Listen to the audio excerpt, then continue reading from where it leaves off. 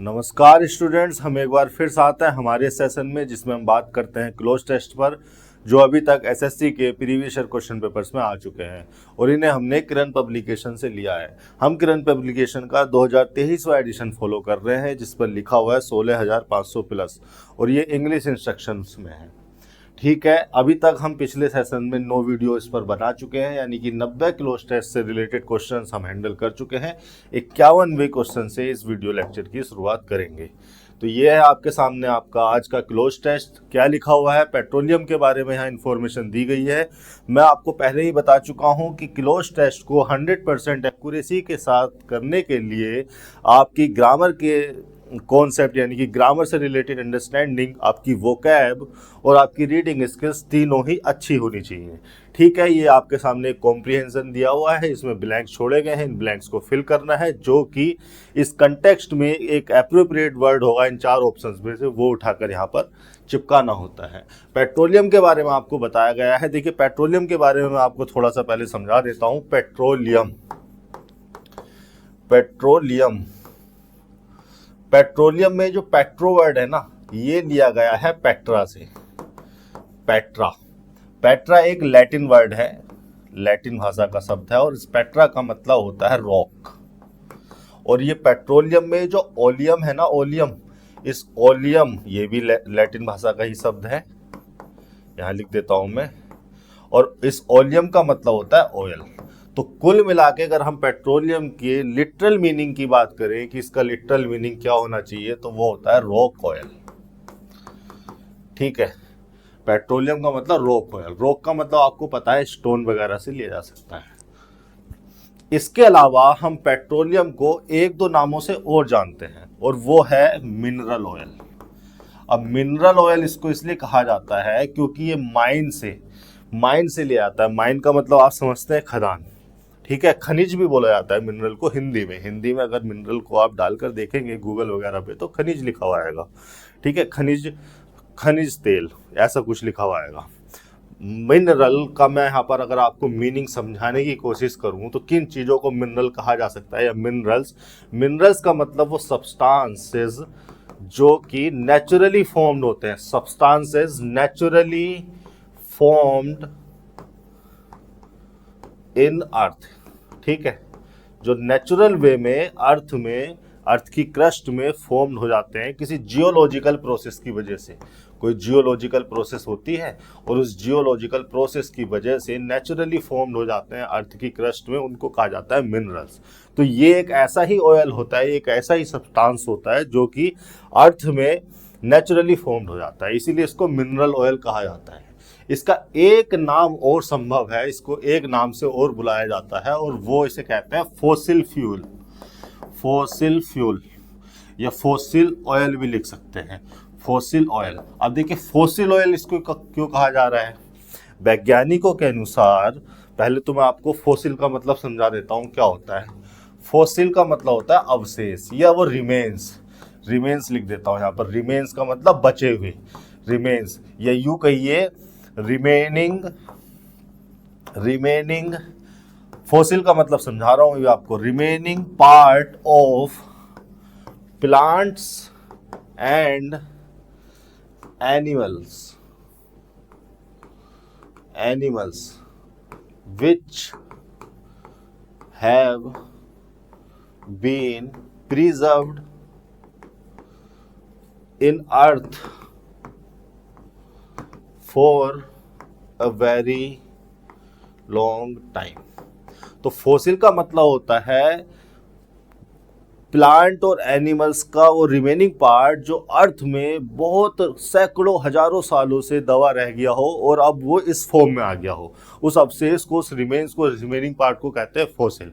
तो वैज्ञानिकों के अनुसार ये जो जिसको हम पेट्रोलियम के रूप में जानते हैं, जिससे हम हमारा फ्यूल निकालते हैं अपनी एवरीडे एक्टिविटीज़ के लिए भी और इंडस्ट्रीज़ को चलाने के लिए भी, ये पेट्रोलियम उस अवशेष से निकाला है। मतलब वो फॉसिल है।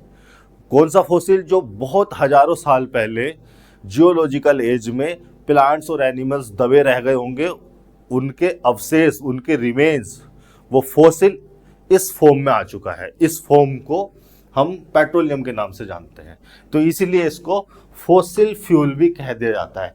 एक नाम इसका और संभव है, पेट्रोलियम का एक नाम और जो इसको इस नाम से और जाना जाता है, इसको कहते हैं क्रूड ऑयल। Crude oil. अभी क्रूड का क्या मतलब है? क्रूड का मतलब है natural untreated form. Untreated form,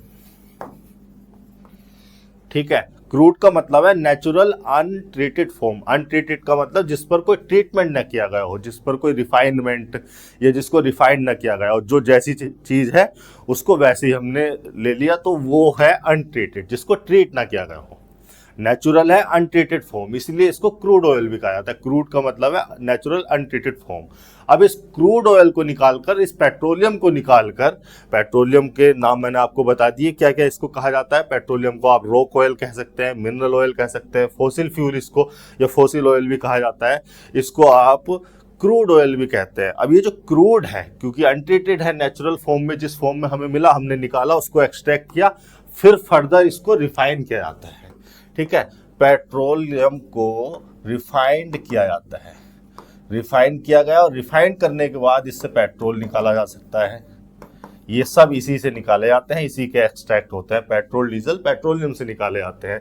LPG जो हमारे घर में कुकिंग गैस होती है, वो इसी से निकाली जा सकती है। गैसोलिन, ठीक है। पेट्रोलियम जेली का आपने नाम सुना होगा, पेट्रोलियम जेली। पेट्रोलियम जेली वो 5 रुपए की डिब्बी आती है ना, वैसलीन वाली, वो पेट्रोलियम जेली होती है, जिसको हम अपने होठों पर लगा लेते हैं, हवा से फटे ना। पेट्रोलियम, पैराफिन वैक्स इससे निकाला जा सकता है, पैराफिन वैक्स, ठीक है। कई प्रकार के लुब्रिकेंट्स भी इससे निकाले जा सकते हैं अलग अलग फॉर्म में, और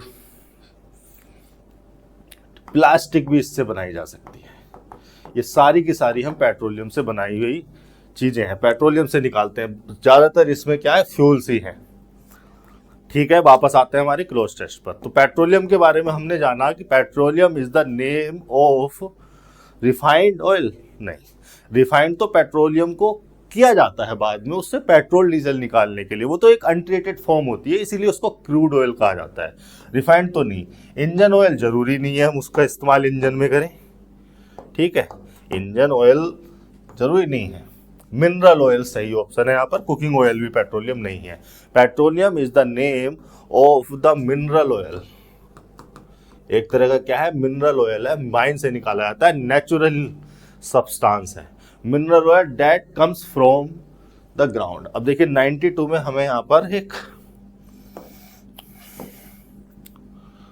देखिए ये भी मैंने आपके लिए लगाया हुआ था, मैं आपको बता दूं, इस तरह से जो है ये यहाँ पर दिया हुआ है कि कितने किलोमीटर पर आपको गैस मिलती है, कितने किलोमीटर पर आपको ऑयल मिलता है, और फिर इसके बाद ऑयल और गैस का माइग्रेशन हो जाता है और ऑयल और गैस यहाँ पर आ जाता है। तो यहाँ से हम जो है इसको एक्सट्रैक्ट कर लेते हैं।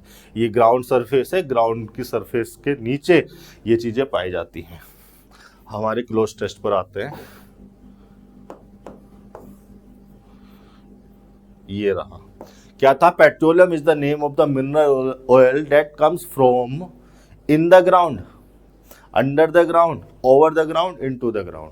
देखिए मैं आपको बता दूं, इन द ग्राउंड लगाया जाता है तब जब हम इन प्रीपोजिशन का इस्तेमाल हम तब करते हैं जब हम किसी बाउंड्री की बात कर रहे हो, किसी क्लोज स्पेस की बात कर रहे हो। यहाँ पर हमने ग्राउंड लगाया है, लेकिन ग्राउंड से हम रिफर क्या करते हैं, ग्राउंड का मतलब क्या है, ग्राउंड का मतलब होता है surface, surface of the earth, surface of the earth. पूरी अर्थ को ग्राउंड रिफर नहीं करता है, पूरी अर्थ को ग्राउंड रिफर नहीं करता है। ग्राउंड का मतलब होता है वो upper surface of the earth, उसको ग्राउंड कहा जाता है। तो उसकी तो कोई बाउंड्री है नहीं, उसकी तो कोई कन्फाइनमेंट है नहीं, कोई क्लोज्ड बाउंड्री तो वो नहीं है। तो इन प्रीपोजिशन तो गलत हो गया। एक्चुअली में यहाँ पर आना चाहिए था अंडर। अंडर क्यों आना चाहिए था मैं आपको बता देता हूँ। अंडर और ओवर के बारे में थोड़ा समझा देता हूँ। जब इन नहीं आएगा तो इनटू भी नहीं आएगा। इनटू तो इनवर्ड मूवमेंट के लिए लगाते हैं, कोई बाहर से आकर अंदर को चला गया। जैसे इस हॉल में मैं बाहर से अंदर को आया तो मैं इनटू लगा सकता हूँ, आई केम इनटू दिस हॉल, ठीक है। तो इन और इनटू का तो कोई स्कोप ही नहीं है। ओवर और अंडर के बारे में मैं आपको समझा देता हूँ, फिर आप खुद तय करना है कि इनमें से कौन सा प्रीपोजिशन आना है, ठीक है। यहाँ पर चल लेते हैं। अगर अंडर के बारे में हम बात करें तो अंडर को हम लगाते हैं तब जब हमें बिलो या लोअर देन समथिंग एल्स के मीनिंग को रेफर करना हो। बिलो और लोअर देन समथिंग एल्स, और ओवर को लगाते हैं हम तब जब हमें अबव और हाइयर देन समथिंग एल्स को रिफर करना हो। हाइयर देन समथिंग एल्स, ठीक है।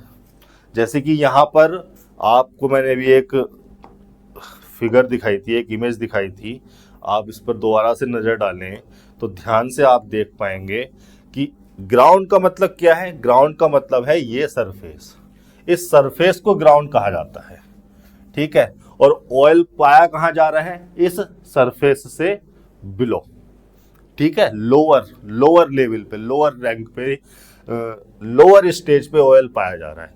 ये आपकी वो ग्राउंड है जिसको आप कह रहे हो सरफेस, और ऑयल पाया जा रहा है इससे लोअर, यानी कि इसके बिलो।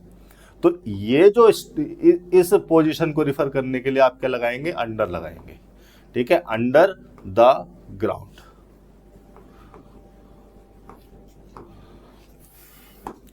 वापस आते हैं हमारी क्लोज टेस्ट पर,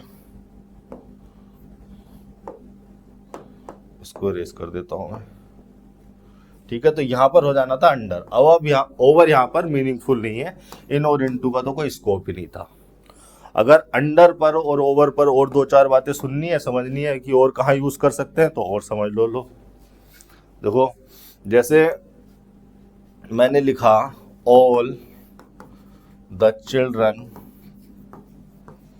आर अंडर 14, ठीक है। अब देखिए अंडर 14, अब 14 को मैं एक नंबर ही कह सकता हूं, ठीक है, या यहाँ पर कोई अमाउंट भी हो सकती थी। जैसे मैं लिख सकता था यहाँ पर इट विल बी डन, या इट,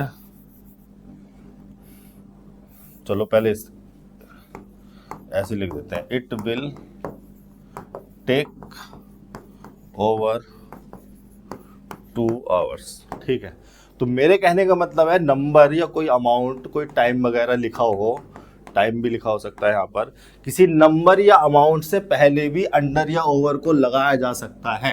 अंडर को और ओवर को हम किसी नंबर या अमाउंट से पहले लगा सकते हैं, और जब हम किसी नंबर या अमाउंट से पहले लगा रहे होंगे तो इनका मीनिंग होगा लेस या मोर देन, ठीक है। अगर अंडर लगा रहे हैं तो लेस देन, और ओवर लगा रहे हैं तो मोर देन, ठीक है। क्या कहा जा रहा है, all the children are less than 14, it will take over 2 hours, मतलब it will take more than 2 hours, ठीक है। नंबर्स या अमाउंट से पहले भी लगाया जा सकता है। ये इनका दूसरा यूसेज हो गया। पहला यूसेज तो यही हो गया कि ये वर्टिकल पोजीशंस को बताते हैं। अरे वर्टिकल पोजीशंस को तो बता रहा है वो, ये हो गया आपकी ग्राउंड, वो सरफेस, और आप कह रहे हो कि अंडर द ग्राउंड यहाँ पर ऑयल पाया जा रहा है 1 किलोमीटर या 2 किलोमीटर नीचे। तो ये जो पोजीशन है, ये वर्टिकल पोजीशंस को तो बताने के लिए काम आते हैं। अंडर और ओवर दोनों प्रीपोजिशन भी हैं और एडवर्ब भी हैं, ठीक है। यहाँ पर लिख देता हूँ, प्रीपोजिशन भी है और एडवर्ब भी है। मीनिंग लगभग यही रहेगा। पहला यूसेज ये हो गया, दूसरा यूसेज ये हो गया कि नंबर या अमाउंट से पहले लगाएंगे तो मोर और लेस देन के मीनिंग को रिफर करने लगता है। तीसरा यूसेज और समझ लो, ठीक है। जैसे मैंने लिखा ओवर एज, फिर मैंने लिखा अंडर एज, अलग अलग वर्ड लिख रहा हूं। ओवर स्मार्ट, अंडर स्मार्ट,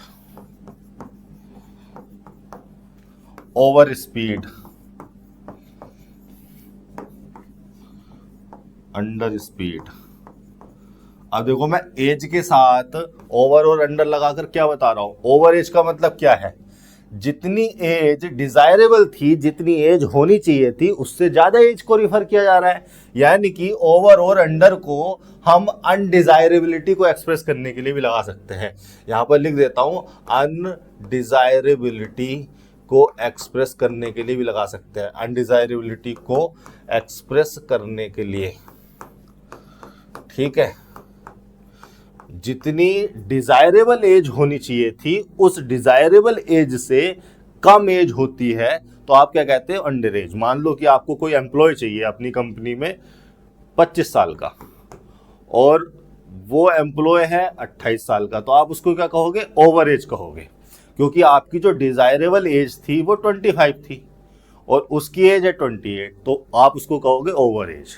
ठीक है, ओवर स्पीड आप कब कहते हैं, आप किसी बाइक को या कार को ओवर स्पीड कब कहते हैं, जब सड़क के हिसाब से, उस रोड के हिसाब से डिजायरेबल स्पीड होनी चाहिए 60 और कोई लड़का या कोई लड़की उसको भगा रही है 80 पे, तो आप क्या कहोगे, ओवर स्पीड है। डिजायरेबल स्पीड है 60 लेकिन 60 से ज़्यादा हो गई तो ओवर स्पीड। ठीक है, अगर वो धीमे चला रही है तो आप क्या कहोगे, अंडर स्पीड कहोगे। तो डिजायरेबल अमाउंट से अगर कोई ज़्यादा है या कम है तो उसके लिए भी ओवर अंडर लगा दिया जाता है अनडिजायरेबिलिटी को एक्सप्रेस करने के लिए। वापस आते हैं अपने क्लोज टेस्ट पर। ठीक है, तो यहां पर आ जाना था, petroleum is the name of the mineral oil that comes from under the ground and from the oil wells. ये हो गया 92 का दूसरा। आगे देख लेते हैं, ये है 93। From this crude oil we get the various fuels, liquids, spirit और गैसेस। आप अगर ध्यान से देखोगे ना तो ये चारों ही ऑप्शन यहाँ पर फिट किए जा सकते हैं। फ्यूल्स भी यहाँ पर लगाओगे जो भी सही है, लिक्विड भी सही लगेगा, स्पिरिट्स भी सही लगेगा, गैसेस भी सही लगेगा। लेकिन अगर एक चीज आप नोटिस कर पा रहे हो तो वो ये है कि ये तीनों चीजें ना लगाएं और केवल आप फ्यूल लगाएं यहाँ पर, तो फ्यूल ने इन बाकी की तीन चीजों को भी इंक्लूड तो कर ही लिया। भाई फ्यूल आपने जनरल सेंस में फ्यूल लिखकर आप इनको भी तो रिफर कर रहे हैं। गैसेस भी तो फ्यूल के रूप में ली जा सकती है, लिक्विड पेट्रोल और डीजल लिक्विड फॉर्म में होते हैं, वो भी तो फ्यूल ही होते हैं, और स्पिरिट्स भी बहुत सारे फ्यूल की तरह यूज होते हैं इंडस्ट्रीज वगैरह में, तो गैसोलीन वगैरह। तो कहने की बात यह है कि अगर आप फ्यूल को यहाँ पर लिखते हैं तो आपने एक जनरल टर्म को यूज कर दिया जिसमें बाकी के तीनों ऑप्शन भी इंक्लूड हो गए। तो ज्यादा अप्रोप्रिएट कौन सा है यहाँ पर, फ्यूल लगाना। ठीक है, we get the various fuels, various fuels में आप सारे आ गए, डीजल भी आ गया, पेट्रोल भी आ गया और एलपीजी वगैरह सब आ गए। एलपीजी गैस में आ गई, डीजल पेट्रोल लिक्विड में आ गए और बाकी स्पिरिट वगैरह भी कुछ उससे निकाले जा सकते हो, तो वो सभी आ गए इसमें। From this crude oil we get the various fuels that drive ships, aircraft and many other forms of land. अब देखिए 94 में देख लेते हैं क्या ऑप्शन दिया हुआ है। ठीक है, we get the various fuels that drive ships, aircraft and many other forms of land communication, connection ना, ट्रांसपोर्ट, डेवलपमेंट भी नहीं। ठीक है, हम क्या कहने की कोशिश कर रहे हैं कि जिसके डेट ड्राइव शिप्स देखे, एयर वाटर ट्रांसपोर्ट की बात हो गई, एयरक्राफ्ट हो गई, एयर ट्रांसपोर्ट की बात, many other forms of land transport पर यहाँ पर फोकस किया जाना है, क्योंकि बाकी एयर की और वाटर की तो बात हमने यहाँ पर की। तो 94 में आ जाएगा लैंड ट्रांसपोर्ट। आगे देख लेते हैं 95 में।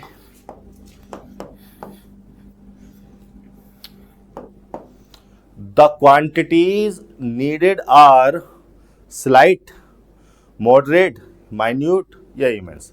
आप अगर ध्यान से देखें ना, बाकी के जो तीनों वर्ड है ना सिमिलर मीनिंग के हैं, एक यही अलग मीनिंग का है, तो यहाँ पर आ जाना चाहिए इमेंस। और अभी भी मजा नहीं आ रहा हो तो इनके मीनिंग में चलो बता ही देता हूँ आपको, किसी और जगह पे काम आएंगे। जब इंग्लिश पढ़ रहे हैं तो अच्छे से ही पढ़ें।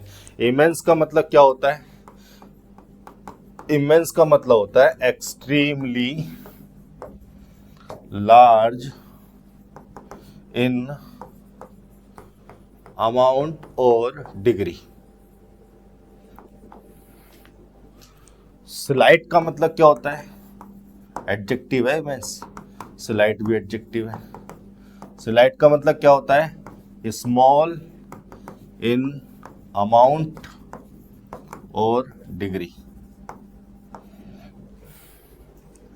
मॉडरेट का मतलब क्या होता है, मॉडरेट का मीनिंग थोड़ा सा डिफरेंट है। मॉडरेट का मतलब होता है neither small nor large in size, amount,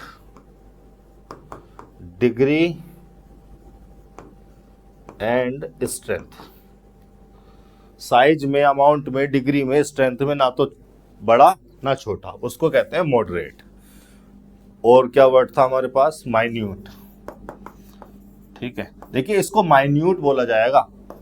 अगर आपने इसको मिनट बोल दिया ना तो फिर वो 60 सेकंड वाली यूनिट हो गई, वो 12:55। ठीक है, इसको अगर मिनट बोल दिया था। अगर इसको माइन्यूट बोल रहे हो तो माइन्यूट एक एडजेक्टिव है, और इस माइन्यूट का मतलब है एक्सट्रीमली स्मॉल। तो ये तीनों तो वाकई में एक ही सिमिलर से मीनिंग में है। यहाँ पर किसकी बात की जा रही है? एक्सट्रीमली लार्ज इन अमाउंट और डिग्री। इमेंस को लगाया जाना चाहिए था, और आपका कंटेक्स्ट भी यही है। ये कहा जा रहा है कि the quantities needed are immense, so countries that have their own oil fields, कि जितनी क्वांटिटीज की जरूरत है पेट्रोलियम के या इन बाकी जो भी चीज़ें निकलती हैं, जो भी फ्यूल निकलते हैं, इनकी जो क्वांटिटीज नीडेड है वो वाकई में बहुत बड़ी हैं। Are immense, very large. 96 पर देख लेते हैं क्या क्या ऑप्शन दिया है हमें। ठीक है, the quantities needed are immense, so countries that have their own oil fields are wise. Wise का मतलब तो विजडम से है, बुद्धि से है। तो वाइज तो यहाँ कंटेक्स्ट के हिसाब से होना ही नहीं चाहिए, गुड भी नहीं। सिविलाइजेशन का भी इससे कोई मतलब नहीं है। फॉर्चुनेट का मतलब लकी या हैविंग लक और गुड थिंग्स। किसी के पास अच्छी चीजें हो, लक हो, तो उसको कहते हैं फॉर्चुनेट, फेवरेबल। ठीक है, the quantities needed are immense, so countries that have their own oil fields are fortunate, lucky. इनकी क्वांटिटीज इतनी ज़्यादा हैं, इतनी ज़्यादा क्वांटिटीज की आवश्यकता है पेट्रोलियम के या क्रूड ऑयल के या उस फ्यूल के, कि जिन कंट्रीज के पास ये है वो बहुत लकी है। ठीक है, अब आगे 97 में देख लेते हैं। अगर आपको कोई भी 2-4 सेंटेंस कॉम्बिनेशन में लिखे हुए पढ़कर तेजी से समझ में नहीं आ रहे हैं, तो मैं अभी भी कह रहा हूं आपको कि आप अपनी रीडिंग स्किल्स इंप्रूव कीजिए। ये शॉर्टकट ढूंढने बंद कर दीजिए। शॉर्टकट आपके टाइम को नहीं बचाते हैं, वो आपके टाइम को, वो आपके स्ट्रगल को बढ़ा देते हैं। जिस चीज को जिस वे में 2 महीने में कर सकते हो, शॉर्टकट ढूंढ ढूंढ के अपनी बुद्धि का हिरास कर रहे हो और 4 महीने में कर रहे हो उसको। 1-2 महीने बैठ के पढ़ोगे किताबों को, थोड़ा सा रीडिंग हैबिट्स को बढ़ाओगे, थोड़ा सा रीडिंग स्किल्स को इम्प्रूव करोगे, सारी चीज़ें समझ में आने लगती हैं। ज़्यादा मुश्किल क्लोज टेस्ट नहीं है, बहुत आसान क्लोज टेस्ट। अभी तक जितने क्लोज टेस्ट मैंने कराए पिछले 9-10 वीडियो में, उनमें सबसे आसान क्लोज टेस्ट मुझे यही लग रहा है। बिल्कुल, जो जिसकी रीडिंग स्किल्स अच्छी होंगी उसने ऐसे ही कर दिया होगा इसको 1 मिनट के अंदर। ठीक है, 97 पे देख लेते। द ऑप्शन कहाँ है इसके? तो इधर उधर शॉर्टकट ढूंढने के चक्कर में अपनी अंडरस्टैंडिंग को खत्म मत करो, रीडिंग स्किल्स को इंप्रूव करो। द 97 में कोई इन चारों में से वर्ड आएगा। Of oil in many parts of the discovery of oil, the invention of oil, the preparation of oil, the creation of oil. देखिए, प्रिपरेशन, क्रिएशन और इन्वेंशन का तो मतलब ही नहीं है। डिस्कवर का मतलब क्या होता है? डिस्कवर का मतलब होता है टू एक्सपोज समथिंग। कोई चीज पहले से एग्जिस्ट करती है, तुमने उसको एक्सप्लोर कर लिया, उसको ढूंढ लिया, उसको कहते हैं डिस्कवरी। तो ऑयल तो पहले से मौजूद है अर्थ की क्रस्ट में, वो तो जियोलॉजिकल एज में कहीं बन गया होगा। वो पहले कई हजारों लाखों साल पहले कुछ जानवर, कुछ पौधे मर के दब गए होंगे अर्थ की अंदर, वो अब पेट्रोलियम के फॉर्म में आ चुके हैं। तो ये तो पहले से ही मौजूद है, इसको डिस्कवर कर लिया गया। तो डिस्कवरी की जाती है उन चीजों की जो पहले से मौजूद होती हैं। इन्वेंशन का मतलब है, इन्वेंट का मतलब है, इन्वेंशन बनाए इन्वेंट से। इन्वेंट का मतलब है टू क्रिएट समथिंग न्यू, किसी नई चीज को बनाना। कोई इंस्ट्रूमेंट आपने बना दी, कोई आपने दवाई बना दी, या कोई ट्रीटमेंट आपने बना दिया, कोई टेक्नोलॉजी आपने इन्वेंट कर दी, इसको कहा जाता है जब आप कोई नई चीज बना देते हैं, इन्वेंशन और क्रिएशन एक ही मीनिंग में होता है। और प्रिपरेशन का मतलब भी बिल्कुल अलग है। प्रिपेयर का मतलब तो ये हो गया कि आपने 2-4 चीजें ली, इधर उधर कुछ करके प्रिपेयर कर दिया, मेक देम रेडी। तो यहाँ पर आना चाहिए था डिस्कवरी, ऑयल की डिस्कवरी की गई। The discovery of oil in many parts of the Middle East has brought great. 98 में ऑप्शन देख लेते हैं क्या लिखा है। The discovery of oil in many parts of the Middle East has brought great fame to countries that were 50 years ago. Fame, strength, wealth या confidence. देखें, confidence का इससे कोई लेना देना नहीं है। स्ट्रेंथ ठीक है, हो सकता है एक ऑप्शन। फेम का इससे कोई लेना देना नहीं है। वेल्थ यहां पर सही ऑप्शन होना चाहिए। जिस कंटेक्स्ट को हम यूज कर रहे हैं, जिस थीम को हम यहाँ पर यूज कर रहे हैं कि इतनी ज़्यादा क्वांटिटीज की ज़रूरत है, जिनके पास ऑयल है, जिन देशों में ऑयल है वो बहुत ही फॉर्चुनेट हैं। और जब उसकी डिस्कवरी की गई तो मिडिल ईस्ट की जो कंट्रीज़ थी, जैसे सऊदी अरबिया, ईरान, इराक, ये जो कंट्रीज़ थी जो कि बहुत ही गरीब मानी जाती थी, जब इनमें ऑयल की डिस्कवरी की गई तो यहाँ पर बहुत ज़्यादा वेल्थ आई। और वाकई में ऐसा हुआ है, जब डीजल इंजन बनाया गया, उसके बाद डीजल की ज़रूरत पड़ी और यहाँ पर तेल वगैरह के कुएं निकलने लगे, तभी इन देशों में बाहर आई है। वरना तो इन पे वनस्पति के नाम पे बहुत कुछ नहीं था, बहुत हालत खराब थी। इन लोगों को ट्रेड के लिए, व्यापार के लिए बाहर जाना पड़ता था। ठीक है, बहुत गरीबी के दिन उन्होंने झेले हैं। वानस्पतिक रूप से ये लोग बहुत ज़्यादा रिच नहीं थे, अब हो सकते हैं तेल की वजह से। तो यही यहाँ पर इसी चीज को, इसी कंटेक्स्ट को यहाँ पर यूज किया जा रहा है। The discovery of oil in many parts of the Middle East has brought great wealth. 98 में क्या जाएगा, वेल्थ। ठीक है, स्ट्रेंथ का भी ज्यादा इससे कुछ लेना देना नहीं है। स्ट्रेंथ केवल तेल पे डिपेंड नहीं करती है, तेल के इस्तेमाल पे भी डिपेंड करती है। अमेरिका तेल का सबसे ज्यादा इस्तेमाल करता है, सबसे ज्यादा ताकतवर वही है। दूसरे नंबर पे चाइना हो सकता है। The Middle East has brought great wealth to countries that were 50 years ago very poor आएगा। देखो यहाँ पर ऑप्शन भी नहीं देख रहा हूँ, फिर ऐसे ही बता दे रहा हूँ क्योंकि मीनिंग ही ऐसा है। ये लो, पुअर, वीक नहीं, इनसिग्निफिकेंट नहीं, सिक नहीं, कुछ नहीं, पुअर आएगा यहाँ पर। ठीक है, अब बाकी ऑप्शन भी मैं क्या ही समझाऊं, मीनिंग के हिसाब से, कंटेक्स्ट के हिसाब से फिट ही नहीं है। Nowadays without petroleum commerce and industry are not. Now a day, देखो एक चीज यहाँ पर 100 पे जाने से पहले एक चीज आपको ये बता देता हूं कि ये जो डैश लगा है ना यहाँ पर, ये डैश किरण पब्लिकेशन वालों ने इसलिए लगा दिया गया होगा क्योंकि रो चेंज हुई होगी। कोई वर्ड अगर यहाँ पर फंस जाता है, जैसे ग्राउंड यहाँ पर लास्ट में फंस गया, तो इतना, अगर इतना वर्ड आ रहा है उसमें रो में, और फिर OUND अगर दूसरी रो में लिखना पड़ रहा है, तो वो यहाँ पर डैश लगा देते हैं, ये बताने के लिए कि ये वही सेम पुराना वही वाला वर्ड है। UND यहाँ पर लिख देंगे डैश लगा के कि ये UND इसी का हिस्सा है, ये डैश लगा के बताया जाता है। तो ये जो डैश है, ये किरण पब्लिकेशन ने यही बताने के लिए लगाया होगा क्योंकि रो चेंज हो रही होगी। लेकिन अगर मैं नाउ ए डेज की बात बताऊं तो ये मिसकंसेप्शन है बहुत सारे लोगों को कि नाउ ए डेज को इस तरह से लिखा जाना चाहिए। लिखा जा सकता है क्या? नाउ ए डेज अगर इस तरह से लिखा है तो गलत है। नाउ ए डेज अगर इस तरह से लिखा है तो भी गलत है। नाउ ए डेज पहले कभी इस तरह से लिखा जाता रहा होगा, या इस शब्द की जो उत्पत्ति है, इस पहले ये टर्म रही होगी, लेकिन अब इस टर्म को भी गलत माना जाता है, इस टर्म को भी यूज नहीं किया जाता। अब यूज करना है कहीं पर तो ये एक सिंगल वर्ड की तरह ही इस्तेमाल करना। ठीक है, अगर ऐसे लिखा हुआ आ जाए कहीं पर तो भी क्या है, गलत है। अगर ऐसे लिखा हुआ आ जाए तो भी गलत है। इसके अलावा और कुछ इस्तेमाल ही मत करना, केवल यही सही है। पहले, हाँ पहले ये रहा होगा, पहले ये यूसेज में रहा होगा। पुरानी किताबें अगर उठा के देखोगे आज से 400-500 साल पुरानी, तो वो यहाँ ये लिखा हुआ हो सकता है, लेकिन अब इसी को इसमें चेंज कर दिया गया है। काफ़ी सालों से केवल ग्रामेरियन इसी को इस्तेमाल करते हैं, इसको गलत माना जाता है। ये एक सिंगल वर्ड की तरह, एक सिंगल यूनिट की तरह इस्तेमाल करना। आप इतनी तो बात हो गई कि मैं उसको देख के मेरे ध्यान में आ गया। Nowadays without petroleum commerce and industry are not possible, fortunate, successful, reliable. Possible, existence ही पॉसिबल नहीं है भाई। सक्सेसफुल तो तब होगा जब कोई चीज एग्जिस्ट कर सके। आप पेट्रोलियम के बिना किसी कमर्स या किसी इंडस्ट्री को चला सकते हो क्या? किसी को भी नहीं चला सकते हो। अभी भी पेट्रोलियम मेन फ्यूल है मोस्ट इंडस्ट्रीज का। रिलायबल का मतलब क्या होता है? रिलायबल का मतलब होता है able to be trusted, able to be believed.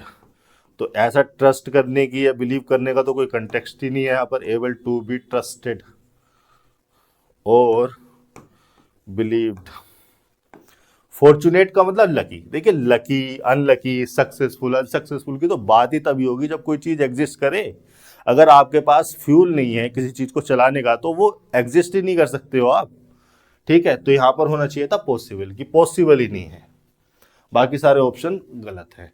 तो ये हो गया आपका आज का क्लोज टेस्ट। मैं आपसे फिर कह रहा हूं कि आप अपनी अप्रोच को इम्प्रूव कीजिए, इस अप्रोच को फॉलो कीजिए। आपको किसी भी क्लोज टेस्ट को करने के लिए अपनी रीडिंग स्किल्स को इम्प्रूव करना ही है, तो आज ही से शुरू करें। मैं बार बार कह चुका हूं कि आप छठी क्लास की एनसीईआरटी की, पॉलिटिकल साइंस की, हिस्ट्री की, ज्योग्राफी की किताबें ले लें और पढ़ना शुरू करें। जब छठी की पढ़ दें तो फिर सातवीं की ले लें, पॉलिटिकल साइंस की, हिस्ट्री की, ज्योग्राफी की। सातवीं की पढ़ दें तो फिर आठवीं की ले लें। इससे आपकी जीके तो इंप्रूव होती ही जाएगी, जो कि आपके कॉम्पिटिटिव एग्जाम्स में काम आनी है। आपकी इंग्लिश की रीडिंग स्किल्स भी इंप्रूव होंगी, आपकी कॉम्प्रिहेंशन स्किल्स इंप्रूव होंगी, जो आपकी हेल्प करेंगी क्लोज टेस्ट में, पीक्यूआरएस में भी हेल्प करेंगी और कॉम्प्रिहेंशन में भी हेल्प करेंगी, और लगभग ओवरऑल आपकी अंडरस्टैंडिंग को डेवलप करने में आपकी हेल्प करेंगी। और वोकैब भी आप जो है पढ़ना शुरू करें। तो आज के लिए इतना ही, अब मिलते हैं अगले सेशन में। धन्यवाद।